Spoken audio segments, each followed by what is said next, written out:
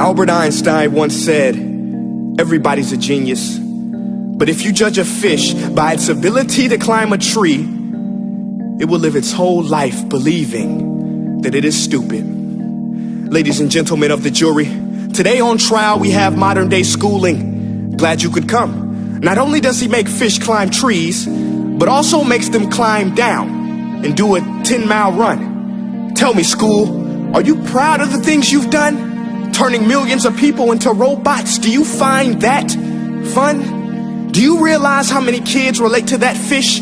Swimming upstream in class, never finding their gifts, thinking they are stupid, believing they are useless? Well, the time has come, no more excuses. I call school to the stand and accuse him of killing creativity, individuality, and being intellectually abusive.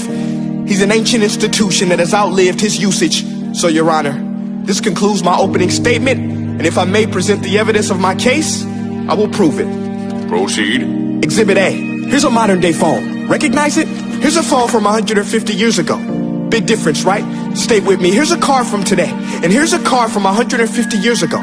Big difference, right? Well, get this. Here's a classroom of today. And here's a class we used 150 years ago. Now ain't that a shame? In literally more than a century, nothing has changed. Yet you claim to prepare students for the future? But with evidence like that, I must ask, do you prepare students for the future or the past? I did a background check on you and let the record show that you were made to train people to work in factories, which explains why you put students in straight rows, nice and neat, tell them sit still, raise your hand if you want to speak, give them a short break to eat, and for 8 hours a day tell them what to think.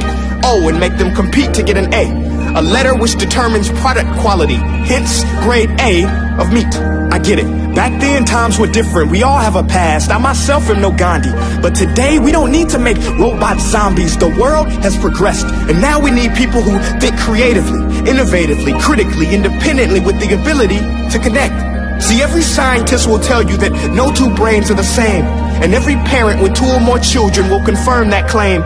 So please explain why you treat students like cookie cutter frames or snapback hats, giving them this one-size-fits-all crap. Watch your language. Sorry, Your Honor, but if a doctor prescribed the exact same medicine to all of his patients, the results will be tragic. So many people will get sick, yet when it comes to school, this is exactly what happens, this educational malpractice, where one teacher stands in front of 20 kids, each one having different strengths, different needs, different gifts, different dreams, and you teach the same thing the same way?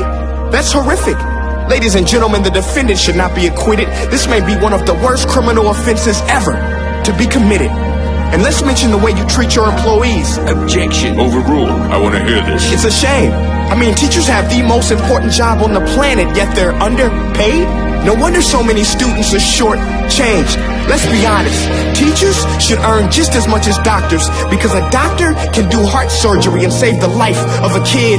But a great teacher can reach the heart of that kid and allow him to truly live. See, teachers are heroes that often get blamed, but they're not the problem. They work in a system without many options or rights. Curriculums are created by policymakers, most of which have never taught a day in their life. Just obsessed with standardized tests. They think bubbling in a multiple choice question will determine success. That's outlandish.